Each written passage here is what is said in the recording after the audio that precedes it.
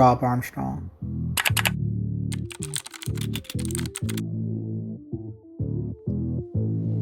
What is up? What is going on? And welcome back to the channel. And to answer your question, yes, you need a dedicated AR22 build. And we're going to talk about that today. First and foremost, shout out to my buddy Shelton from We the People podcast. If you are not watching the We the People podcast, you are doing yourself a disservice, right? So how did all of this come about? My buddy Shelton had shared something on his Instagram, right? And his Instagram be popping. You got to check it out. And it was this dedicated AR build. And then I was sharing some stuff with him, and we just got to this deep conversation about this dedicated build.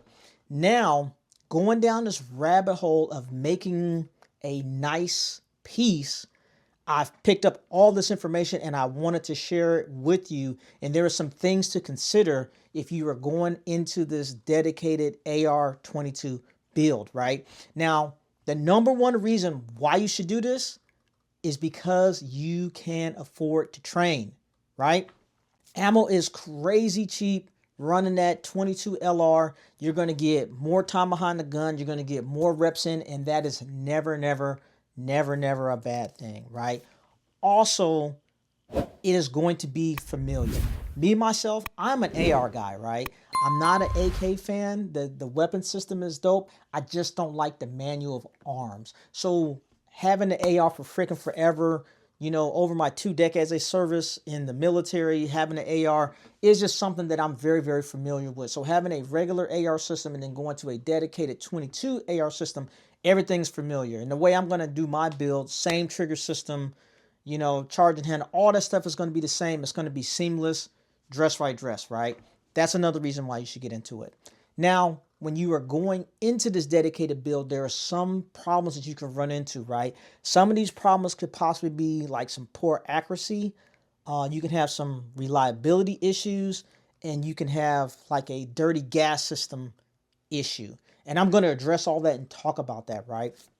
So I'm going to back this up. When I first started this, because I kind of started this like years ago. Back in 2020, when the pandemic hit, COVID was going on, I was shooting a lot of rifle, right? And I was running my AR.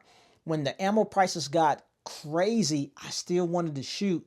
So I picked up a 22LR bolt that I could run in my AR. And that is the CMMG bolt carrier group. And a lot of people are familiar with it. So when I first thought about doing this conversion, I was like, man, I already got this bolt carrier group, already got some mags. It should be pretty seamless and it should be pretty easy to do. But when I started researching it more, like how I wanted to do my build, there were some other things that I needed and stuff like, I don't know if people are considering if this is the route that you want to go. So first of all, when I'm doing my build, I have a AR that I just never shoot. It's like 8 inches or so. It's super loud, it's super violent. I just never shoot it. It's like not really a joy to shoot the 5.56 in something that short. So I was like, this would be a great start, a great host for this 22LR build, right?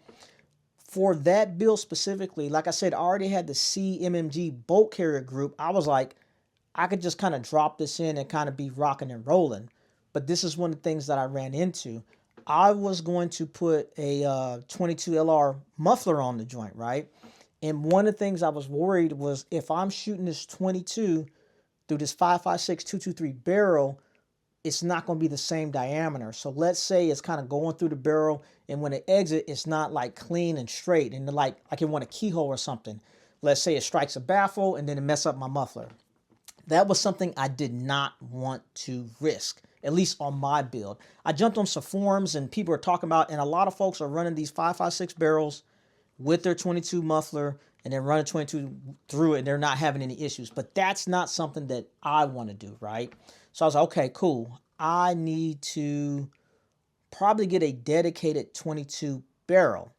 Now, if you are starting this build brand new, then you got some options, right? You can start right off with a 22LR barrel, and then you can get a dedicated 22LR bolt carrier group. Now, somebody like me that already had the bolt carrier group, I was like, dang, do I have to get a whole nother bolt carrier group? Because the way the CMMG is designed, when you buy it right off the bat, it's made to work with a 5.56 223 barrel. You know, there's a piece of it that kind of extends inside the barrel, and that's kind of how it all connects, right? So if you get a dedicated 22 barrel, that system is not going to work with that. So when I figured that out, I was like, dang, do I need a whole nother bolt carrier group? And you do not, right? There is a collar that you can get that will convert your CMMG bolt carrier group. You put the collar on, and then you could use it on a dedicated 22LR barrel. Now, depending on where you source your barrel from, there are some companies that when you buy the 22LR barrel, they kind of know what you're doing, and they'll give you an option so you could just add the collar. That's what I recommend. If you already got the CMMG bolt carrier group and you want to run it with a dedicated barrel, find you a company that has the barrel, and then when you get the barrel, get the collar. Or if you find a specific barrel that you want, just make sure you get that collar. And as I'm talking about this, you know, I got the video up so you can see it and all that other good stuff. But that was a game changer right there. So also, this video is going to be like a series. There's going to be a bunch of these videos because there's other stuff to talk about. Now, when you are running the CMMG bolt carrier group, like I said, I got the old version, and my old version came with these Gen 1 mags, right? And these Gen 1 CMMG mags are trash, right? And you could run into some feeding issues with that. Now, I do have a solution for that, but I'm going to talk about that in the next video because I'm waiting for some parts to come so I can actually show you what I'm talking about, right? So when you're talking about running this thing reliably, there are some things that you could possibly run into, right? The CMMG bolt carrier group is mad light. It's mad springy, right? If you are running any type of regular round, let's say it's like 36 grain or something like that, that bolt carrier group is going to be tracking real fast, and then it might induce some malfunctions. If you want to avoid some of those malfunctions, you probably need to add some weight to your bolt carrier group, right? They make kits that's like it's a weighted kit, and it has like some pre-drilled holes in it, and then you can add different weights. Some are like steel, some are brass, and some are tungsten, and you can kind of tune it to whatever load that you're shooting, and it can help you run it reliably. So if you plan on running just regular ammo through it, something that's kind of more high powered, you're probably going to need that weight system in that bolt carrier group so it can slow that bolt down and it can cycle flawlessly. Now, if you like me, and you probably going to be running like some 40 grain, and you're going to be running a muffler on it like all the time, you're probably not going to need that system, and then it should run reliably. Like I said, this is going to be multiple part video. Once I get everything together, I could test it and let you know. But from all the research I've been seeing, if you're running it without the muffler, you probably need the weighted system. If you're running it with the muffler and you're running like a 40 grain, you should be good to go, right? So another thing to consider, right, is that dirty gas system, because we talked about that. If you are not going to be running a muffler, then you probably don't need so much of a dedicated 22LR barrel. So let's say you had the CMMG bolt carrier group, and you had the regular 5.56 barrel, and then you got that first part that goes into the barrel, right? 22 is a dirty round. So when you are running this 22 through there, right, the way that AR operates on the front of the barrel, you know, you got like your muzzle brake, but before then, just depending on how long your barrel is, you're going to have that little gas block. And the way that AR functions, when that gas comes through, it's going to go through that block, run through that well system, and it's pushing the bolt carrier group back, and that's how it's functioning. If you are running this 22 through that 5.56 and it has that gas system, it's going to dirty it up, right? Is that going to be an issue?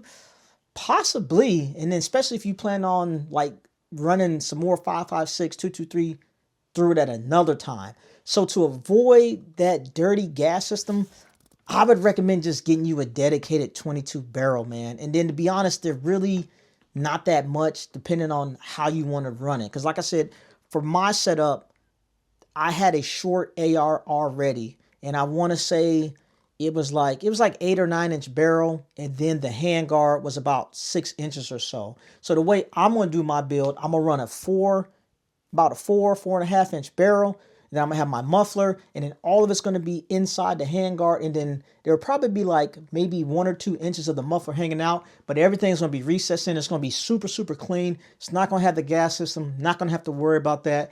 And I'm gonna run a CMG, don't have to worry about the rates, dedicated muffler on there, and it should be pretty slick, man. So that's like the initial part of my setup. The next part of it is like when you get into these mags, because like I said, the mags from the Gen 1 are not that great. And there are other people who make some mags. They got like the Black Dog mags, which are pretty dope because they have like the translucent green joints. They got the regular translucent smoke joints, but those aren't the ones either. But like I said, in the next video, I will talk about mags and making this thing feed more reliably, because I'm just waiting on this part to come. But yeah, bro, this is going to be dope, man. You need to get you a dedicated 22LR setup. This is part 1, probably of 3. The second video will be the mag situation stuff, and then the third video will be once I got everything together and I can actually show you the build. But if you are liking the content, please consider subscribing to the channel. If you found this helpful or useful, share the video, man. And if you really want to help the channel out, just let the video play, man. That's all you gotta do is let the video play. That's all I got for you. This is your boy, Mr. Rob Armstrong, aka the Comms Guy.